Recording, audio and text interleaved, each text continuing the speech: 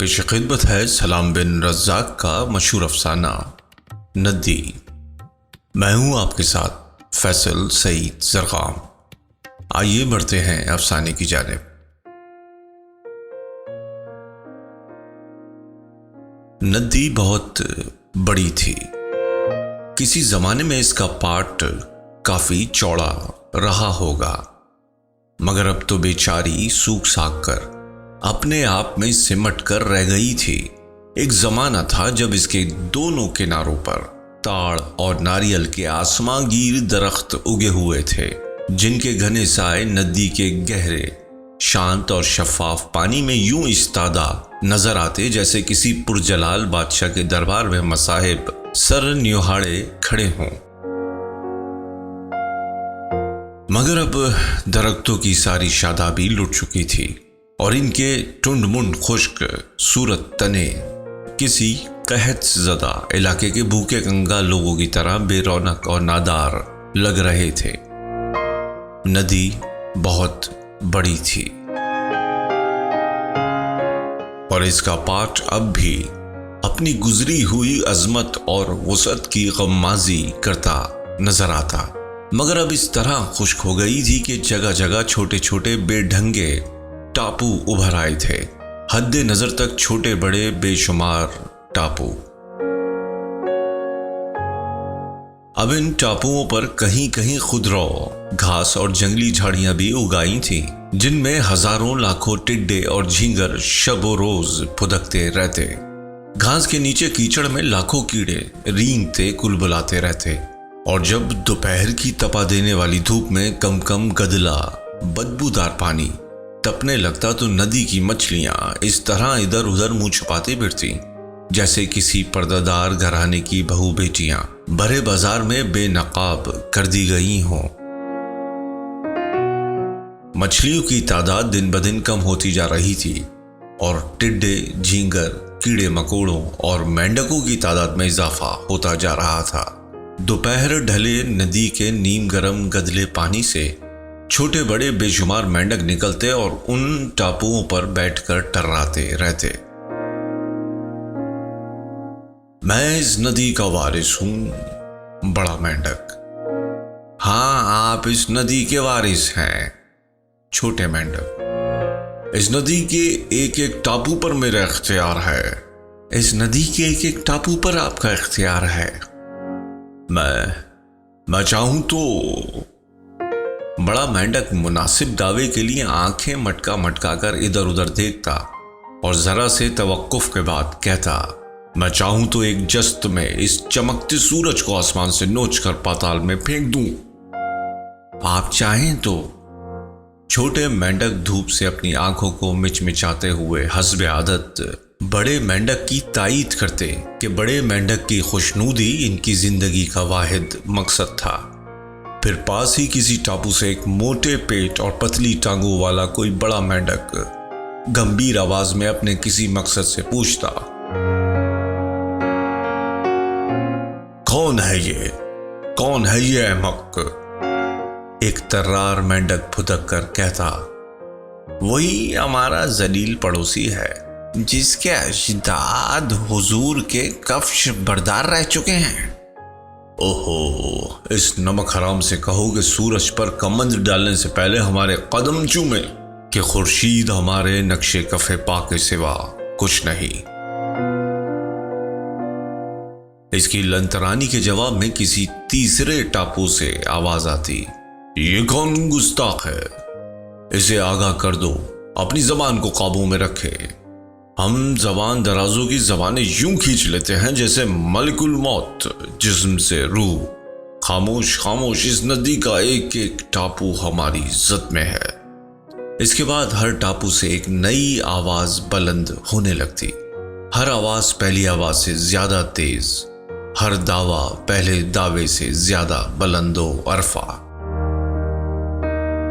ایسا شور مچتا کہ بیچاری مچھلیاں خوفزدہ ہو کر چائے بچوں کی تہ میں جا چھپتی۔ درختوں کی شاخوں پر بیٹھے پرند پھڑپڑا کر اڑتے اور جدھر جس کا سینگ سماتا چلا جاتا۔ ٹرا ٹرا کر مینڈکوں کے گلے رندھ جاتے پھول پھول کر پیٹ پھٹ جاتے اور بیسیوں مینڈک اپنے ہی بلند بانگ داووں کے وزن تلے دب دب کر کچل جاتے، اور پھر دھیرے دھیرے تمام ٹاپوؤں پر ایک خوفناک سکوت طاری ہو جاتا۔ نہ کسی مینڈک کی ٹر ٹر، نہ کسی جینگر کی جھائیں جھائیں، مگر یہ سکوت ایک مختصر سے وقفے کے لیے ہوتا۔ دوسرے دن پھر مینڈک اپنے اپنے ٹاپوؤں پر جمع ہوتے اور پھر وہی لاف گزاف۔ ایک دن اسی طرح بڑے چھوٹے مینڈک اپنے اپنے ٹاپوؤں سے گلا پھاڑ پھاڑ کر چیخ رہے تھے، ایک دوسرے پر کیچڑ اچھال رہے تھے، ایک دوسرے کو ذلیل کر رہے تھے، گالیاں بک رہے تھے۔ مچھلیاں چھوٹے چھوٹے چیبچوں میں اوپری سطح پر تیرتی اس لڑائی کو خوف اور حیرت سے دیکھ رہی تھی۔ چھوٹے چھوٹے کیڑے مکوڑے گھاس اور پودوں کی جڑوں میں دبک گئے تھے۔ ندی کے کنارے پھدکتی چڑیاں دم بخود اس بحث کو سن رہی تھیں۔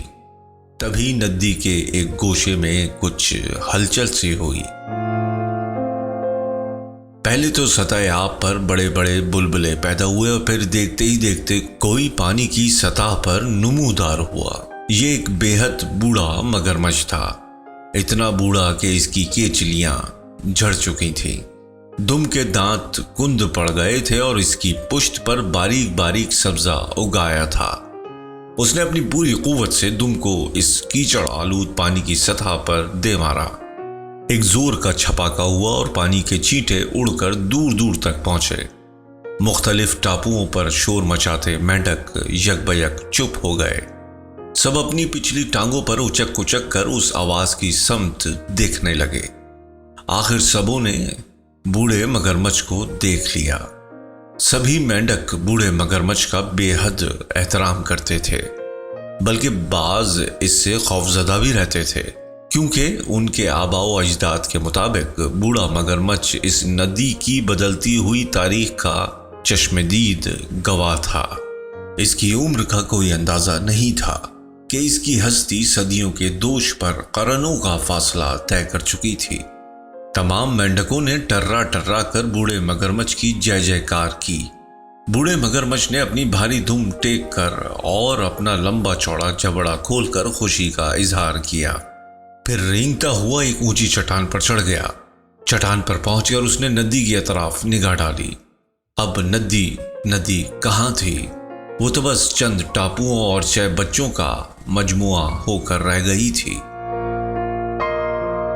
جگہ جگہ ریت کے خشک تودے ابھر آئے تھے، کہیں کہیں گڈھوں میں پانی کے بجائے صرف کیچڑ تھا۔ ندی کے دونوں کناروں پر خضرو گھاس ضرور اگی ہوئی تھی، مگر پانی کی کمی کے کارن گھاس کا رنگ بھی زرد پڑتا جا رہا تھا۔ ناریل، سپاری اور تاڑ کے درخت بانس کے جنگل کی طرح خشک اور ویران لگ رہے تھے۔ ندی کی اس بدلی ہوئی کیفیت کو دیکھ کر مگرمچھ کا دل بھر آیا۔ قریب تھا کہ اس کی آنکھ سے آنسوؤں کے جھرنے بہہ نکلتے۔ اس نے کمال ضبط سے ان آنسوؤں کو روکا، مبادا ندی کے یہ بے ضمیر باسی انہیں حسب روایت مگرمچھ کے آنسو کہہ کر ان کی تصدیق نہ کریں۔ پھر اس نے اپنے دیدے گھما کر ادھر ادھر ٹاپوؤں پر بیٹھے مینڈکوں کو دیکھا۔ سارے مینڈک دم سادے بیٹھے تھے۔ مگرمچھ نے پھنکار کر گلا صاف کیا اور بھربھرائی ہوئی آواز میں بولا، اے ندی کے باسیوں، کبھی تم نے اس بلند چٹان سے ندی کو دیکھا ہے؟ تمام مینڈک ایک دوسرے کی طرف دیکھنے لگے۔ پھر سبوں نے بیک زبان اعتراف کیا، نہیں، ہم نے اس بلند چٹان سے کبھی ندی کو نہیں دیکھا۔ دیکھو، یہاں سے ندی کو دیکھو تو تم پر تمہارے بے بضاعت ٹاپوؤں کی حقیقت آشکار ہو جائے گی۔ مگر ہم وہاں سے ندی کو کیوں دیکھیں کہ ندی تو ہمارے لہو میں جاری و ساری ہے، اور یہاں حقیقتوں کو سیمابی لفظوں کا لباس نہ پہناؤ کہ الفاظ جذبے کے اظہار کا بہت ادنا ذریعہ ہیں۔ خود تسلی، عارضی اطمینان کی سبیل ضرور ہے، مگر یہی اطمینان مکمل تباہی کا پہلا بگل بھی ہے۔ تبھی ایک کونے سے ایک پستہ قد زرد فام مینڈک نے ٹرا کر کہا، میں دیکھ سکتا ہوں، بلندی سے میں ندی کا نظارہ کر سکتا ہوں۔ تمام مینڈک اس زرد فام مینڈک کی طرف مڑے۔ وہ 15-20 مینڈکوں کے کاندھوں پر چڑھا، سینہ پھلائے، نہایت حقارت سے ان کی طرف دیکھ رہا تھا۔ پھر اس نے مگرمچھ سے مخاطب ہو کر کہا، اے دانائے راز، کیا میں ان تمام سفالی ہستیوں سے سربلند نہیں ہوں کہ یہ ندی کراں تر کراں میری نگاہ کی زد میں ہے؟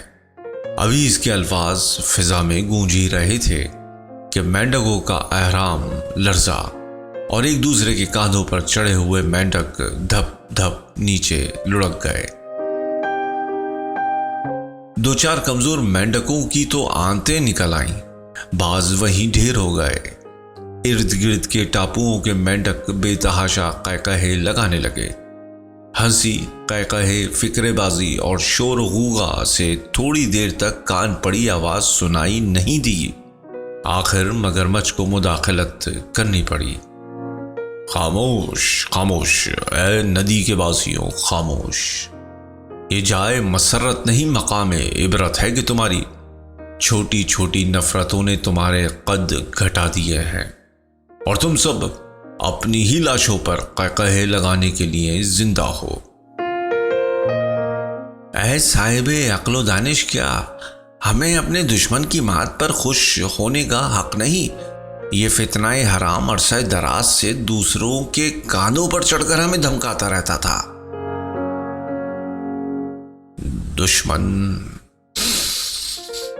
مگرمچھ نے گہری سانس کھینچی۔ تم نہیں جانتے کہ بعض اوقات دشمنی بھی تمہاری ظروف کا پیمانہ بن جاتی ہے۔ آنکھیں کھول کر دیکھو، مرنے والے کی صورت میں تمہیں اپنی صورت دکھائی دے گی۔ کان کھول کر سن لو، اس کی آواز میں تمہیں اپنی آواز سنائی دے گی۔ دشمن کی شناخت مشکل ہے اس لیے کہ دوست کی شناخت مشکل ہے۔ اے مدبر وقت، تو ہی ہمیں کوئی تدبیر بتا کہ ہمارے دل نفرتوں کے غبار سے دھل جائیں اور ہمارے سینے محبتوں کے نور سے معمور ہو جائیں۔ تجھے ہم عقل و فہم کا پتلا اور تجربات کا مرقع جانتے ہیں۔ اگر ماحول سازگار نہ ہو تو تدبر تضحیک کا نشانہ اور تجربات تہمت کا بہانہ بن جاتا ہے۔ یاد رکھو، گھوڑے پر کبھی گلاب نہیں کھلتے۔ تم نے نفرت بوئی تھی، نفرت ہی کاٹو گے۔ مگر تیرے سوا کون ہماری رہنمائی کر سکتا ہے کہ ہم بلا اتفاق رائے تجھے اپنا مربی سمجھتے ہیں؟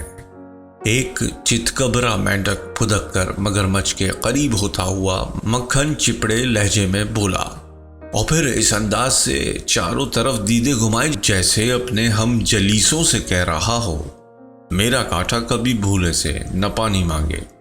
بوڑھا مگرمچھ اس چالاک مینڈک کی نیت بھانپ گیا، ایک نگاہ غلط انداز اس پر ڈالی اور پھر دوسرے مینڈکوں سے مخاطب ہوا۔ مربی ایک ایسے بدطینت شخص کو کہتے ہیں جو زیر دستوں کی دستگیری محض اس لیے کرتا ہے کہ وہ تا حیات اس کی غلامی کا دم بھرتے رہیں۔ مگرمچھ کے اس کرارے جواب نے مختلف ٹاپوؤں میں غلغلہ ڈال دیا۔ دیر تک مینڈک ٹراتے اور قہقہے لگاتے رہے اور وہ چتکبرا مینڈک غصے اور ندامت سے پیچ و تاب کھانے لگا۔ جب شور ذرا کم ہوا تو چتکبرا مینڈک ہوا میں قلا بازی کھاتا ہوا چیخا، انا، اے ناسہ نا مہربان، تیری تلخ نوائی نے میری انا کو لہو لہان کر دیا۔ اپنی انا کی حفاظت میری زندگی کا مقصد اعلیٰ ہے۔ میں تلوار کا گھاؤ سہ سکتا ہوں، اپنی انا پر ضرب نہیں سہ سکتا۔ انا मगरमच्छ ने उस छोटे से मेंढक की तरफ गौर से देखते हुए हकारत से कहा, चूंटी अपने मुंह में शक्कर का दाना लिए चलती है तो अपनी दानिश्त में 7 पहाड़ों का बोझ उस पर लदा होता है। तुम अपनी 1.5 इंच की अनायत को आखिर इस कद्र अहमियत क्यों देते हो जो पानी के एक रेले से बह जाती है, हवा के एक मामूली झोंके से उड़ जाती है। जब तक तुम्हारी अनायत तुम्हारे वजूद का हिस्सा नहीं बनती, वो छुपकली की कटी दुम की मानिंद बेहकीकत और हकीर है। तुम्हारी मुश्किल ये है कि तुम सब छोटे छोटे जजीरों में बटे हुए और हर कोई अपने जजीरे को कुर्राए अर्ज के बराबर समझता है। मगरमच्छ का ये वार बहुत साफ और तीखा था। शदीद तकलीफ से उनके लहू में ग्रहें पड़ गई। उन्होंने एक दूसरे की तरफ देखा। गुस्सा, जिल्लत और निदामत ने उनकी अजीब कैफियत कर दी थी। इन्हें लग रहा था कोई इन्हें रस्सी की तरह बंटता जा रहा है, मगर वो क्या कर सकते थे कि उनके पास न सांप का सा फन था न बिच्छू का सा डंक। अलबत्ता वो चीख सकते थे कि अब उनकी चीखें ही उनकी वजूद की गवाही बन सकती थी। लिहाजा एक लम्हे की खामोशी के बाद वो बैक ज़बान टर्राने लगे, अपनी हस्ती की इंतहाई बुनियादों से टर्राने लगे। मगरमच्छ ज़ब्त व तहम्मुल से उनकी टर्राहट सुनता रहा और खामोशी से उनके गलों की फूलती पिचकती झिल्लियों को देखता रहा।